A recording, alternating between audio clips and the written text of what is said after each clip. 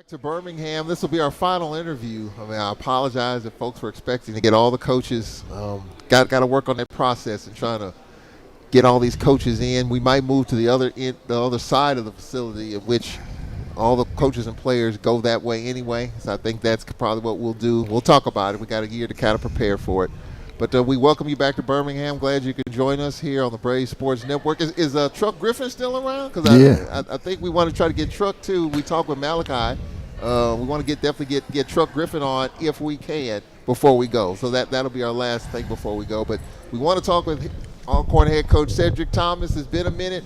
He's been crisscrossing the state, throwing out the first pitch at the Braves game, and just talking with alum, shaking hands, kissing babies, and getting ready for the season. Coach, we appreciate it. Oh, anytime, Charles, and always.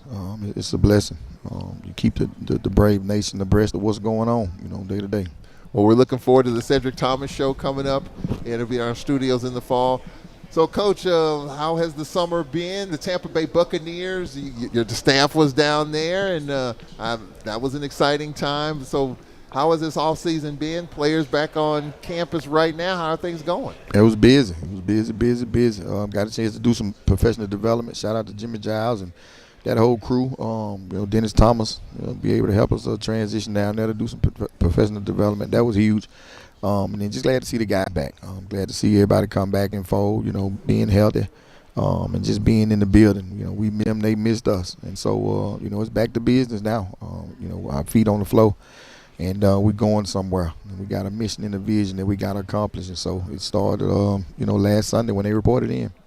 I'm getting the feeling already. We opened up the season right across the street from where we're sitting. Probably 50 steps is Progressive Field, the home of UAB, right here. That's where we're going to be opening up. Did the blood start flowing when you passed by and you saw, man, in 6 weeks in a day, you're going to be traveling down here? Yeah, it did. I had opportunity to walk over, know a couple coaches in the area, high school, and know a couple coaches on the staff. So I was able to go over and, you could just feel the energy with nobody in it, just kind of visualization of the place. And it was my first time. And so that's when it kind of hit me like, man, it's here. And it's here, like physically here. I'm at the stadium. And so it felt good. I got the juices flowing. And so, I take that message back to the guys as we progress to come down here on business on the 29th. Well, speaking of message, they release the preseason order of finish. And voila, the Braves are picked to win the Western Division. Is that something that how are you going to use that as you have to kind of keep your ego in check, because that it's already been talked about on social media, like how did that happen? But how are you going to use that as you get ready for the season? Because now all of a sudden, the hunted is Prairie View, obviously. They've won 2 out of the last 3 Western Division titles. Were you surprised when you looked at the board and said, man, Alcorn is picked to win the West? Yeah, I was doing the interview and I seen it, being nosy, looking at somebody's laptop, and I'm like, that can't be right. We come from, to be the man to beat the man. And all of a sudden, we get, I said, that's a typo. But I get it. It has, not much to do with me or the team per se. I think it's more so of the great institution that we serve, and the historical part of just how well, they've been playing and the championship pedigree that the institution have. And so, it's a pride thing for me. And so we enjoy pre, but we really won't post. And so I just think we so close to see them guys cry after the Jackson game when the PA guy, said the score of the PV game. And you're like, we just won a big one, a big rivalry game, and guys are crying because they felt like they let one slip away. And I think it was the same way in maybe 14. We was 9-3, and we let that A&M game go. And so I sat back and thought about that, and it kind of give you the same, resemblance of that. And so we just got to build on it. It's cool that people think as such of us, but at the end of the day, we got to go put the work in, and we got to give ourselves opportunity like we did last year. We just got to finish it. Yeah, pick to win the West and then the East. Picked Alabama State. I will say Alabama State, to me, I thought was a team that was ready to make that move to push Jackson State and FAMU at the end of last year, but then they lost to Prairie View, and I'm like, no, I don't know if they're ready for prime time. But You look at Andrew Body; he's transferred to Alabama State, and we play him down in Mobile first Saturday in November. So they obviously feel like Coach Robinson's team's got something going. Yeah, and Coach he's done a good job. The Big Jackson game that he won, for their homecoming, that was huge. And we were lucky to get out of Montgomery. Yeah, and he had us on the ropes, man, and we had a few football guys look after us, and he's done a really good job.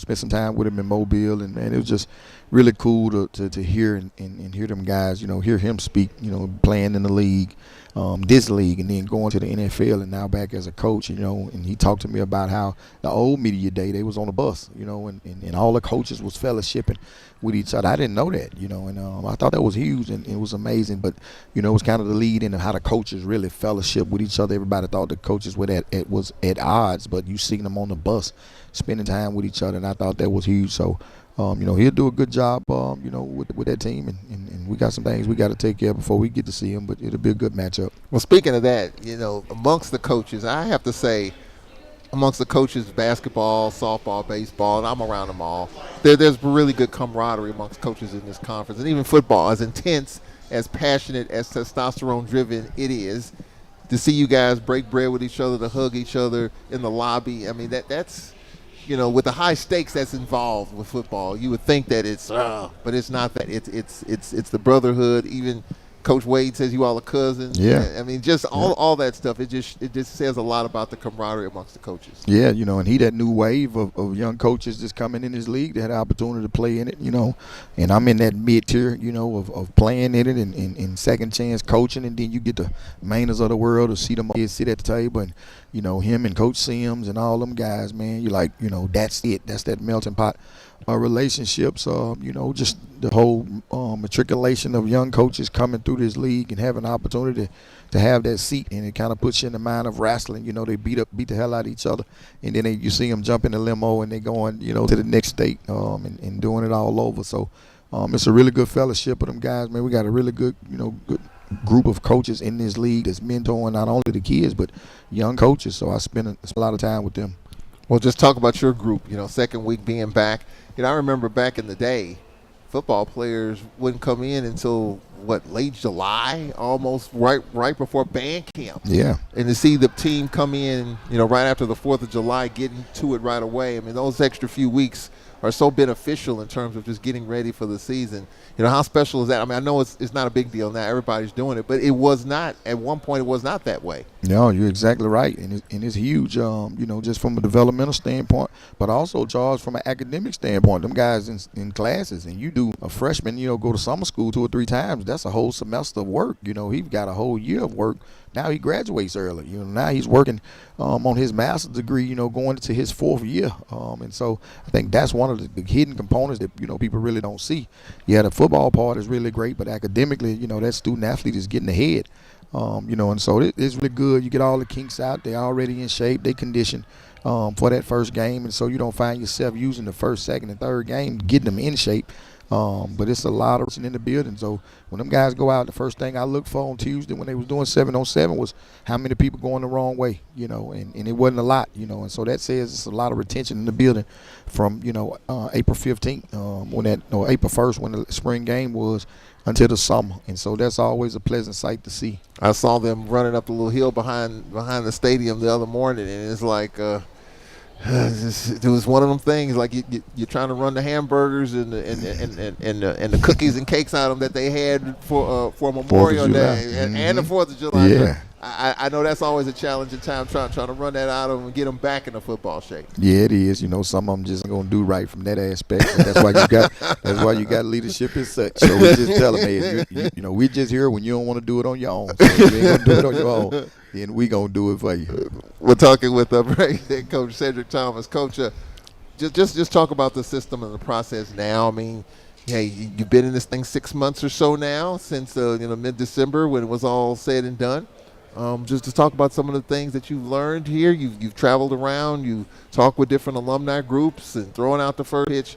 Just being the driver of that car. It's really a blessing, Mr. Charles. You talking about small kid from the Delta, man. That made a 15 on ACT. Nobody said it was gonna do anything. Until now. But it's more so, the great institution that supports me. It's really huge when you see, Sid pull up, for the first pitch. I didn't know he was coming, and to see so many alums just show up for events and the phone calls and the texts when you're going through things, just been amazing. And even with my wife and my family, they're supportive of her and what she doing. So, man, the Brave Nation, man, is nothing like it. And so that's the family aspect that a lot of people don't see. And then just as far as administration standpoint, man, they did a really good job of getting the kids in for summers without hiccups. That goes a long way. Even the people in the dorm that allow them to get in and making sure I's dotted and T's crossed, from a academic support standpoint, and Mr. Robertson and his crew, and AD Reigns just making sure that our guys get the opportunity to get what they have from the cafeteria workers and everything else. I can remember when the calf, you go in there and there's some cold hot dogs, back in 12 and 13, and now they got, protein, different supplements and things that kind of go with they diet. And so, man, it's just really been a blessing, to be in this seat, but also be supported by such great people. So how fast or how slow do you go now in terms of your preparation for week one? You got fall camp coming up. You got a couple of weeks, 3 weeks left before we get to the first part of August and all of that. What speed are you going right now in terms of preparation? You want to go too slow, go too fast? What kind of speed should you be going right now, or are you going right now? Right now, the first 3 games are already broken down. From a defensive standpoint, I've done all that. So now I go back and do the same thing from offense, and be able to, get with Coach Gales and see some things, similar or different. And then the special team part. So I will have the first 3 games broken down, offense, defense, and special teams, by, the 28th of July. Because one thing about not having a position group or not having to coordinate the defense, you got more time to be able to do other things from a management standpoint. So I can get in now and just break the film down, look at it, make my notes, and then when it comes time to the implementation of system and scheme, I can get with Coach Rowe, I can get with Coach Gales, get with Coach Welch and say, hey, look, what you guys seeing, we can compare things as such. So that's kind of what's going on behind the scenes, but the pace is slow right now. It don't have to be as fast just because I don't have, a lot of irons in the fire when it comes to different, job descriptions. Those guys can handle it, and they're doing a really good job. And so I can manage, but also kind of get ahead on the film breakdown. Well, the preparation is good. I mean, the preparation is what it is. But then there's a little bit more downtime, just the importance of just trying to keep your body in shape, trying to keep your mind in shape. In another month or so, you're going to kind of get ready for school, and that's going to take up a lot of your time and your mental energy. But right now, it's football, it's weights, film, whatever it is. And then the whole deal is, just trying to stay as sharp as you can in all aspects during this time. And we haven't even gotten to the heat part of it yet. It's just now starting to get hot. Yeah, but for us, Mr. Charles, it's go mode. That's the reason why we give them June off, to take care of the mental health aspect. And then, family. I talk to my guys all the time. I give my guys, some dates, unlike others, a little bit more than some coaches in June. But it's 2 things I ask them to return me, and that's a physical. I want them to go get checked up and get it checked. And then a letter or a note from their child, to talk about the importance of their dad being home, because we can't stress, family, and then you spend your whole summer, you're doing camps, you're on the road, you're going here, going there, and you look around and you get 14 days off out of 365 days. That ain't family. We just talking. And so I, make sure that I implement some things inside of the summer where they can be in the office and then still go spend time with their family. And so when they get here in July, they know once I see that physical and I see them notes, from them favors, it's time to go to work. So for us, it's the season for us. It has started. They get up in the morning, they got school, whether virtual or in the class. They doing that component of it. They out, they throwing, they working, they lifting. Well, it's practice. We don't have to have shoulder pads and helmets on. We're practicing. So this will take us all the way to through December. You've worked a lot. You've talked a lot with different alumni groups. You've kind of bounced around. How have those meetings been in Canton and in other different places? Talk about that. Yeah, it's really good. It's really good. I want to let everybody know what's going on. The specifics of how the program is moving, in what direction, what's the mission and the vision. The update on the young brothers and how well they doing, and also getting feedback, from the alums. There's so many people that help, getting snacks and getting things to help. These guys transition. The 1871 collective, man, is huge. let these guys be ambassadors, for that great organization. And then, the support that we get, for them is really huge. So that's something I, would love to continue and keep investing in. And so we just, it's just always good to be able to go around and talk to people, and keep them abreast of what's going on, because everybody can't show up to practice and everybody can't come, on campus and see me. So it's a way for me to get out and let them guys, get a feel for what's going on. Speaking of a feel for what's going on, when your group went to the Tampa Bay Buccaneers facility, I imagine it's a whole different world. When you're talking about, they got indoor, outdoor, they probably got 5 or 6 fields. They got everything, all the different snacks and all the different Gatorades, different stations. They got there's not hurting for anything at any time. If they need something, there's probably 10 people there for that one need. I was stuffing them in my bag, and they allowed me to. I asked for permission. They understood where I come from, and I wasn't shy. So when I left, I couldn't even get all the stuff back on the plane every day, and it was just restock. So my mind started to calibrate from a standpoint of financially. It's 1,000. Hydration packs in there and being refilled, and that's in one. I'm in the DB room one day, I'm in the linebacker room the next day, O-line, and then it's just unlimited Gatorades, it's unlimited fruit chews and granola bars. And I'm saying, man, if I could just take unlimited, 'cause I took 5 and then 5 right back the next day, Mr. Charles, and I'm taking them from different rooms now. And then nobody's asking any questions. To the listeners, I'm asking now. I am asking for permission to take them, and they saying, man, Coach, have at it, get all of them. So I get all of them, and the very next day I peek in that room and it's restocked. And I'm saying, if I can just take these back to my guys, man, so when I talk to Coach Todd, it's things like that I want to work and establish a partnership to be able to, how can we get those? How can we offset or have an opportunity to be able to get some of those, whether it's just the fruit chews or the Gatorades or the IV packs, because it was just so much of it, and you take those things for granted because it was a lot of, rookies and free agents in there. They just like, man, they taking advantage of it. They don't really understand it. And I'm saying, I got some guys that'll be in this room and they'll eat every last one of them up right every day. And so that was good, and to see all the bells and whistles that they had. Like you said, it is, 4 practice fields right beside each other. But you also see the highest paid defensive backs.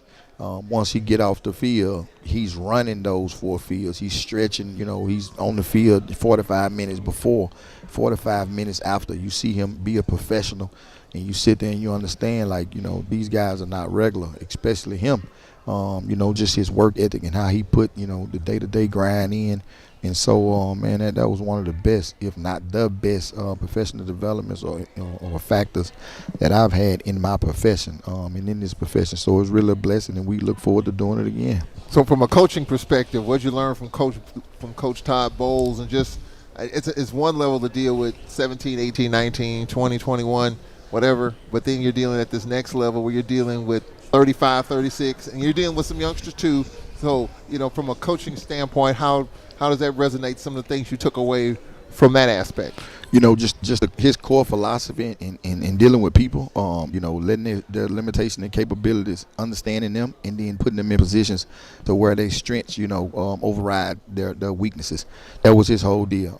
His whole, mantra to me was, hey, Coach, allow them to do what they do well, and then limit them as much as you can, doing the things that they can't do. Still work on it. However, don't get flustered and spend so much time on trying to develop a weakness when the strength equals, the masses of being better. And so I kind of took that, with me. Just looking at what coaches do, what kids do. A lot of times I can find myself spending too much time trying to get a weakness, better, when I could be enhancing the things that he really do well. So that that really resonated with me. And then managing people. You got coaches. Some players, Mr. Charles, that make more than the coaches. And now you trying to, motivate him to get him to be better, and he looking at you like, man, look, get hung. You go a $20,000 check, take your wife out.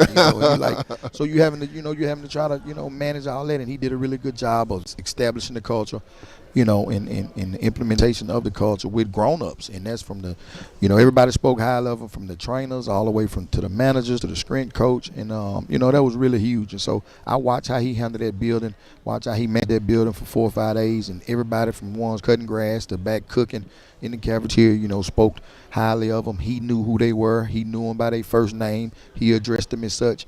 And so I said, he's a man and he's one of the people, and so I thought that was excellent.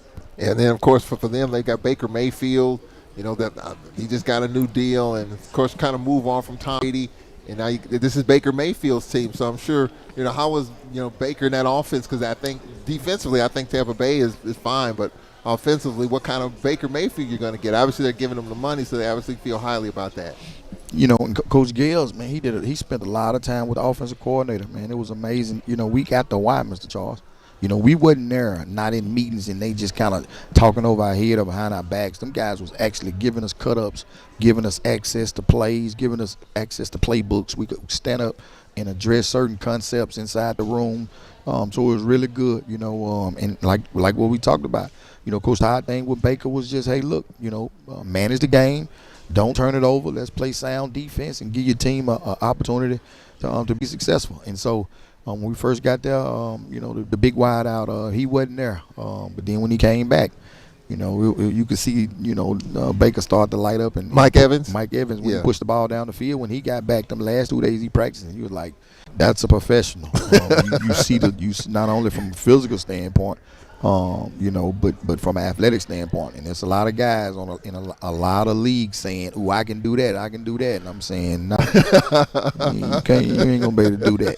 So just make sure you got your degree, make sure you got your paperwork straight, and then you can go to the league in life. What do you say? No, not Mike Evans. I mean, you talking about he looked like he was 6'11". It was like one of those small forwards, on the basketball court. It was so wiry, so long. I had to stack 3 of my players on top of each other just to get that size. The guys was just so overwhelmed, and he's just one, and all of them didn't look like that. But that was just a prime example of, a kid need to see that. He needs to come to practice and see that, and it'll change his thought process about, oh, I can do that, and that don't mean you're a bad player. It's few and far between, and that guy's blessed. We're talking with Braves head coach Cedric Thomas. Final point about the Buccaneers. What about the training table? Oh, unlimited. I'm telling you, everything.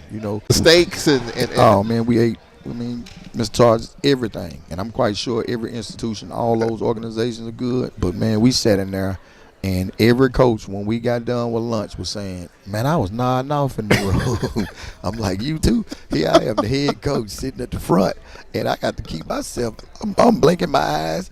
I'm scratching. I'm like, I can't be sitting here. I'm looking at these, guys from OTAs, these rookies. It's like, so much food, and you get so stuffed, and then you got to get right back at it. And then you got to go. I'm talking about whatever it is. If your protein low, you got excess protein. If your seafood needs to be up, your poultry, you can go get that. If your carbs a certain way, you got access to that. And the young lady in the back, she keeps saying, "Coach, it's so-and-so around the corner. Hey, Coach, you got," I'm like, "It's more?" And you know me. So I'm swagged out. So I had carryouts. I mean, I couldn't even get all that food. I couldn't get to the Axum. They'll tell you, and I ain't ashamed. Every day. You had to get carryout stacked every day. It got to the point where Mr. Char I probably left, 10 carryouts in their refrigerator when we got back on the plane. Because one day, Dennis Thomas and Jimmy Giles took us out. So I didn't have to eat my carryout then because I ate, a really good meal with them. But every day, the guys was, like, "Coach, have at it." So we was stacking them up, putting them in our backpack. Get to the hotel, you warm it up, and you're like, man, this the life. Bottom line, that's a whole nother level that is not even close. Oh no, without a doubt. Where the funding come from, I have no earthly idea, but to have that, it's a cash flow somewhere. And I know, Mr. Charles, it gotta be a way. Just say each one of those NFL teams gave a certain percentage to HBCU. How far and how blessed will we be if we had that opportunity? I mean, you throwing, I don't know the amount, but there's a lot of food being thrown away. And I watch those guys look at those Gatorades. Sometimes they drunk them, sometimes they didn't. Them, snacks and things just set up a grade. From a wide-out standpoint, Diablo McGee, he's on campus. Junior college transfer that got his grades late, he's in. Has done a really good job. Darius Govan, a defensive end, defensive tackle, from out in Texas. He's on campus, running around, ensuring that D-line room up, so we did a really good job. The coaches did a really good job of getting those pieces along with what we had. And so, right now, unless it's a blue chip guy that fits the culture, we pretty much done, Mr. Charles. Our thing now is it's time to roll. We ain't got time to just be bringing guys in to bring guys in. This is who we got, and this is what we gotta work with. So we excited about the guys that's on campus now, getting better, working, and then and so they did a really good job from a recruiting standpoint. We talked with Malachi Bailey earlier. How has his leadership been? I know he's worked with media relations and doing some stuff behind the scenes during basketball season. Did a good job with that. But just, what are you looking forward to him in that defense, especially with him kind of anchoring that? That's Mr. Alcorn right now, Mr. Charles. My wife can call him on the student success aspect, and he'll show up, and he'll speak, and he'll do something. If you ask him to go speak to Little Kids University right up the road in Port Gibson, he'll go do it. If you need him to go read to some kids in Fayette, he'll do it. And so, but the way he's taking the young guys and the newer guys in and put his arm around them, teaching the system the do's and don'ts, just culturally how we do things, man, is really just been awesome. And so, we expecting big things out of him. Like I told him on that Tampa Bay trip, you can do this. You're not as big as these guys, but you twitch enough, but your mindset and your work ethic is going to have to show. It can't be 9.5 sacks. It's got to be 14, 15 for you to get that opportunity because of your size. And so he's been working his tail off, but you can't measure the things that he does for not only us but the institution, behind the scenes, because he could have left. With all the transfer portal and people throwing money at him, he stayed committed, and he'll get his degree in mass comm, and whether NFL, non-NFL, Mr. Charles, he's going to have that mic in his hand making some people smile when he figured out. And then you got Truck Griffin here. They both look nice. Talk about Truck Griffin's expectation on the offensive side. Get him the ball. Big play Truck, and Coach Gales is going to do it. I think everybody going to be really excited about just seeing the offense. It's going to be different. It's going to be efficient. But you're going to see the ball, in playmakers' hands, and Coach Gales is going to do a good job of it. You saw, Truck this spring run the ball. We short yardage, package. We're going to give it to him, because sometimes it may be a little too hard to throw it to him when you can just turn around and hand it to him. And that's, that's his job. But he's a leader. You watch him on the 7-on-7 deal. He catching the football. He coaching the young guys up. But we expecting really big things, for Truck. And I don't think a lot of coaches understand how important we play and how important it is for us to help those young adults, because for years, Charles, he didn't catch the ball much. No. He just blocked. He did not. And so everybody now all of a sudden seeing a kid who's, he doing this and he doing that, but we like, he could have been doing that. Yeah. So for us, it's back pay, as a coaching staff. So because he did everything he's supposed to, I'll never forget him coming in the defense room saying, "Coach, I'm moving the linebacker." And I'm like, over my dead body. No, man, you because you are catching the ball. No, just trust me. I'm gonna get you the ball. If I got to go over here and tell, at the time, Coach Raddenhill, turn around and hand it to him. Get him the ball, because I watch what he do against us. And so now, Coach Gales is gonna make sure that he gets the football, and he gonna get enough of it for the 2 years he didn't. Yeah, because he deserved it, and he's that caliber player. I'm so glad that we were able. Because it had been a struggle. 2nd and short, 3rd and 3, 3rd and 4. Tough running the football, but then you need those grimy yards, and why not get the tight end that can get you that extra step and that extra yard? Yeah, he's just a matchup problem. He's just a matchup problem, and then just a good kid. The kid went through what he went through and didn't cry, didn't complain to nobody. He just came out and worked, and he is blocking. All conference defensive ends at 265 pounds, and he 205 himself. But to watch him do it and still come to work every day, that's the thing for me. Where I feel like I'm different than some coaches, where I'm obligated to Truck Griffin, because he could have left. This kid been here for 4 years with this transfer portal and everything going on. He stayed steadfast in us and staying, and so I know Coach Gills will get it to him. But even then, if I don't feel like he's getting it enough, hell, I'm going to call the play. Get it to Truck. We are going to talk to Truck Griffin in a second. So, Coach, when you get back on campus, What's the next step here on this Tuesday? I get back in and get on the offensive side of UAB and Vanderbilt and break that down, and then watch the guys run and throw it around a little bit and just kind of manage this schedule, all the way up until, because there's some logistics with it being on a Thursday, Mr. Charles. It's easy when you're playing on Saturday. You got your scrimmage on a Saturday. You got your other scrimmage on a Saturday. But now we got to kick a scrimmage up that's going to be like on a Thursday night under the lights because we play on a Thursday. And so now that Thursday after that scrimmage becomes the actual Sunday. So it's actually Friday, but it's Sunday. That's to make the week, to coincide with what we're doing. So we got to clean up them logistics and make sure we don't want to accord with that. And then, it's just work. It's work. We got to roll our sleeves up, continue to work, and have some retention. And not just be in the building for the summer because it's the summer, but when the 29th and the 30th come, we can sit back and say, hey, we got something out of the summer. When you look at that first game, you talked about the first three games. You already kind of got, so the first three games, UAB, Vanderbilt, Edward Waters, you already kind of have an idea. Yeah, most definitely. With the film already been in, we done the exchanges.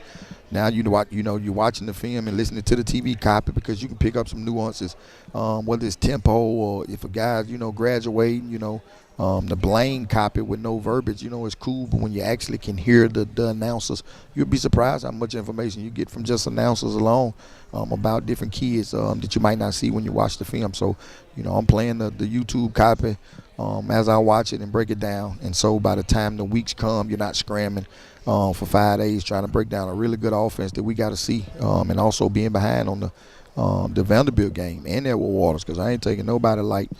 So we got it all broke down. I just got to go over on the offensive side, look at some things, and then do the same for special team, and I have all that done. The conference has changed in terms of coaches. I keep bringing this up. You got two coaches, and Coach Maynor and Coach McDowell have been there forever. But then you've got 10 of the 12 coaches that have been at their schools 3 years or less. Of course, this is your first year. You got a number of first-year head coaches, Mickey Joseph, Tanya Dishman, Graves. And you got second-year coaches, Eddie Robinson Jr.'s third year. We got a lot of young coaches that have been at their institutions a short period of time. Yeah, it's going to make a lot of parity. For the first-year guys, it ain't nothing like being in that seat. It's different, and I can speak for that on myself. I just thought certain things that, Coach Hop and that I got from him, being prepared for that seat, Mr. Charles, it was totally different. Some things I had to learn because the 17, 18, 19-year-old brain, is one thing, but when you're dealing with a 35, 36, 30-year-old brain such as coaches, you got to make sure that mission and vision is calculated and said the way to your liking, because it has to trickle down to the guys. And you get some grown people that just don't want to do that. You got some grown people that they in it for moving up to the SEC or getting a bigger paycheck, and they want to trust the process as long as the process is benefiting them. So being in that seat, you got to be able to manage that part. Not only just the student athletes, but the coaches and also the trainers, the managers. Everybody in that building has to be on the same page as it relates to us being servants of these student athletes, and that's just it. And so if hard decisions got to be made, then it stops with me. But those are the things that these first-year coaches and newer coaches is gonna have to experience. Every Saturday, and so it's gonna be a lot of parity in the league. I'm just glad that I've gotten that out the way and got a really good staff. Defensive guys, we kept everybody on the staff.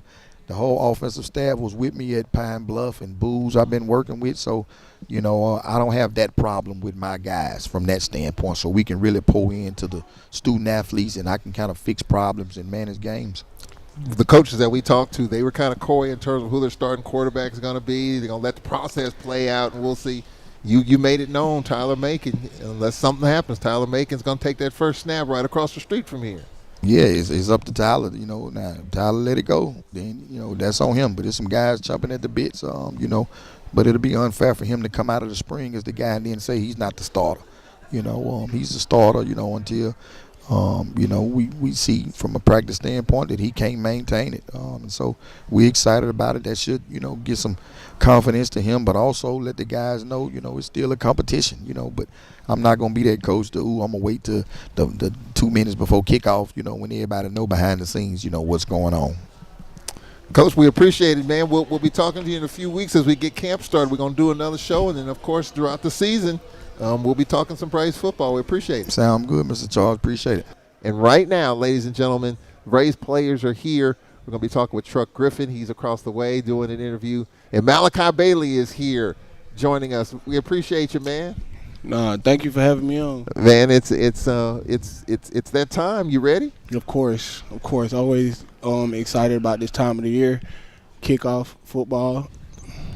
You were working with athletics and doing some other stuff, in the spring and learning some other aspects of it and working behind the scenes. Talk a little bit about that. Well, my coach asked me, honestly, Coach Thomas, because he knows my major, I work in the mass communication department, to help with some of the media stuff that we got going, the media trouble that we got going on and campus involvement. He knows my personality and how well I speak and stuff like that, how I'm engaged with the students and stuff like that. So he asked me to help him with some of those stuff, and it's been a great experience, What are some of the things that you've learned about our side of the business? Right. Some of the things that I have learned about this side of the business is to not take things personal. It's everybody has a job that they have to do, so not to take things too personal or to dwell on things, And also, what I'm gonna tell you what I have enjoyed about doing it, just being able to see different perspectives of my teammates. We just play football together all the time, but actually seeing what type of people they are, what type of men they are. And everybody not like me. Some people shy and they don't have the courage or the background to have done some of the things that I have done. So to get those guys involved around campus and student things, student engagement, and just advocating for them, it has been great. Well, just talk about the radio side, because I see you in the radio station doing shows, doing projects. What have you learned about the radio side of the business? Well, just the basics so far, as far as working the keys, working the camera, being on time about stuff. Time logs are important in that aspect. You have to be in timely fashion and things like that. But that's about it. I haven't had too much time to lock in. I consider myself a natural at it. Just talking, speaking well with other people. But other than that, it's just been a great overall experience. You're kind of a low-key personality off the field, but on the field, we're about ready to get this thing cranked up. Yeah. Just talk about Coach Thomas taking over, going from DC. Now he's the head coach, and he's talked about you, how he's really leaning on you. You're kind of the leader. You're the leader of that defense. Talk about having that responsibility. I never been held with this type of responsibility before in my life, so Coach Thomas has been helping me navigate through it. I feel like it's my calling, though. My mom always told me as a kid, like, this is what you were meant to do. You have a light on you that nobody will be able to dim, and I finally see coming into my senior season what she has been talking about all those years. So I'm just grateful from the Most High to be able to be blessed with this opportunity to advocate for everybody, not even just my teammates, but for the school as well. Just being here is a blessing to be able to represent the school and myself, my family, and let everybody know what I stand for. And then Coach Roberson taking over as a defensive coordinator. Talk a little bit about that and some of the changes defensively, the schemes. Is it going to stay the same? Is it going to be a little bit different with Coach Deion Roberson taking over that title? Coach Rowe is a great guy overall. I don't feel like the scheme will be much different, I'm pretty sure he got some things that he added to our defense, some pretty good things that he's adding to our defense, moving guys around, put them in different positions, to make them successful, make us successful at the defense. Well, talk about what you're doing right now. You've been back, a week and a half or so? Well, I mean, what is there to work on right now? Just trying to work the kinks out. I mean, you all been at home, kind of chilling, and now you're getting things back. We're getting back in shape, of course, but with workouts and lifts. But I feel like the biggest thing is team camaraderie. We got a lot of new guys on the team this year, and it's my responsibility, Chuck's responsibility, and some of the guys who've been in the program for a while to get everybody else caught up to speed. Yeah, and being caught up to speed is important. You got 6 weeks before we play right across the street here. All right. How excited is the team to get this thing underway with the Sid Thomas regime? Well, everybody's excited to see what Coach Thomas has in store. not just the team, but the SWAC, the media, everybody is excited to see what Coach Thomas has in store, and I just can't wait for everything to unfold. Well, we appreciate it. I know you got to get around to the different aspects. We appreciate you coming on. Thank you. Final interview before we get out of here. We want to apologize for not getting all the coaches, but just the system just wouldn't allow it to happen, and we'll have to make some adjustments going forward. We'll probably be in another location, and we'll have more access to all the coaches as they come in, and we'll get them all. We tried, but it just didn't quite happen. But we got the Braves perspective. That's why we're here. That's who's paying our freight to be here in Birmingham. Truck Griffin joining us, man. I'm so happy for you, Truck. Welcome. Hey, how you doing? A smile on your face. Could we say, was it a smile on your face before? Because you're trying to get more touches, and everyone's saying, man, when is Truck Griffin going to get those touches that you did last year? Mm-hmm. Talk about that. Everybody was they were trying to see me with the ball because they knew what I could do, from the previous season. But I feel like Coach did a good job of getting it to me last year and let me do my thing. I'm going to do the same thing this year. What is your thing? Yak. Get the ball, yards after that catch, man. I'm trying to get in the end zone. Yeah. Yes, yeah. Second and short, third and short. I mean, how important is a tight end? I mean, we talk about the quarterback. We know that's the trigger man. You got to run the football. But sometimes those short yardage situations is not that obvious. How important is a tight end? Man, a tight end is very important to the offense, man, especially these days because, you got your wide receivers who, they can go and catch, but, tight ends, we got bigger body-wise, so we can box out in them short yardage situations like you said, second and third, I can go run and get 4 yards, turn around and use my body, you feel me? I let a lot of wide receivers can't do because they ain't, as big as tight end. So. Well, during the spring, you actually got some carries. How was that being a running back in the spring? When I saw that, I'm like, what do we got here? Oh yeah, man, it wasn't nothing new to me. I did a little coming out the backfield in high school, so Coach asked me if I can handle it. I said, yeah, just hand it out to me. And then he talked about you wanted to be on the defensive side of the ball, and Coach shut that down real quick. Yeah, he shut that down real quick. Killed my dreams. I played a little defense too in high school. I wanted to do a little something on their side too, but I'm gonna leave it to them. QBK to them landlords. I'm gonna leave it to them. But in a perfect way, I mean, what is your favorite position on the football field? I ain't even gonna lie. My favorite position, I'm gonna go with tight end. Offense, ever since I scored our first touchdown, even in high school on offense, I just fell in love with the end zone. So it's a whole different feeling. So I'm gonna say tight end receiver. Tight end receiver. For sure. And, of course, we're going to be relying on you quite a bit. And Coach Thomas talked about it. Tyler Macon will take the first snap. Just talk about, as a veteran yourself, and Tyler Macon working, and he's going to be ready to go against UAB right across the street from here. Talk about how he's developed in the spring and how he's looked so far. Oh, yeah, man. Tyler developed good, especially as soon as he got here, took on his leadership role and just he did what he do. Beat you with your feet or with his arm. So, he did what he did. We saw that last year, the 75-yard run against Southern Miss. Mm-hmm. And that's special. Talk about the offense with Coach Gales taking it over. How different is the offense compared to last year? How different? I say we probably get out a little more than we did last year, more flex wise. Especially from a tight end standpoint, we was really at the a lot last year in the box and stuff. But throughout the spring, you didn't really see me just in the box. You mostly see me spread out and in the backfield, like you said. So, what about Coach Gale's offense? How quickly has it taken for you to kind of grasp that? Him coming in when he did, kind of hitting the ground running. The difference in that system. What are some of the things that you really have to key in on with Coach Gale's system? With Coach Gale's system, I'd probably say really just like knowing your playbook. It really wasn't hard. It wasn't hard to learn. He came in, he made sure that everybody step by step, play by play. We took it just like that. Box storm offense. You're ready to see it. Ready to see it. Looking forward to seeing it in a few weeks. I want to ask you about his passion, because I understand in the spring, I mean, he goes at it with you, and y'all go at it with him. It's kind of it's a lot of testosterone on that offensive side of the ball. Is that right? Nah, it's just all love with Coach Gale, man. You already know he just pushed us to be the best we can be. He like he told me the other day.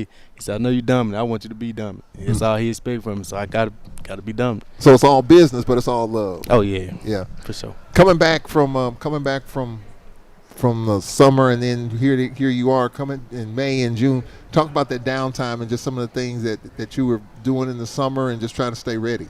I really didn't even do too much vacationing this summer. I did go and see my family that I really don't, see too much. I go kick it with my old hometown friend. But as far as like just going out and just like vacationing going, I just really stayed in that lab and got to work. How excited are you and how excited is this team as we get ready? We're playing right across the street here from where we're sitting. Mm-hmm. Now, how exciting is it to get ready not only for UAB in the season but on a Thursday night? It's very exciting. I can't lie. I know a couple of guys on that side of UAB, so it's gonna be good to go out there and play each other just like back we did back in the day. So yeah, it's gonna be fun. Talking smack with each other already. Yeah. Oh my goodness, the trash talk has already started. It's already started. What is that Braves fans? What would you like to tell Braves fans as we get ready for the season? Coach Thomas, he already fired up and he's firing people up. What would you like to tell Braves fans as we get ready for the season? Man, be ready for a show, Brave Nation. I'm telling you. And I already know y'all gonna come out to support. I ain't gotta say nothing. They come to road game and they gonna pack out their reservation for sure. So y'all just get ready for a show. It's gonna be a move. First home game against Edward Waters and then homecoming. It should be fun. Mm-hmm. Chuck Griffin, we appreciate it, man. Thank you, man. That'll do it for SWAC Football Media Day 2024. Man, it's been a fun time. We didn't get all the coaches. We apologize for that. We've got to do better. Got to do better on the operations front to get the coaches in a certain situation where we can talk to them all. I was looking forward to talking with Terrence Graves, the Southern coach first year, Mickey Joseph, who was at Alcorn. I was looking forward to talking with those two and the rest of them, but just got thrown off track, and we'll try to do some things differently to make sure that we get everyone. But the most important piece, we got them. Cedric Thomas, Chuck Griffin, as well as Malachi Bailey, the Alcorn perspective. As football will start in 6 weeks and a couple of days right here, right across the street from where we're sitting, as Alcorn plays at UAB. It should be a lot of fun. Looking forward to it. And we'll be talking with the coaches and players again. We'll be dealing with some of the coordinators. We'll have shows with them.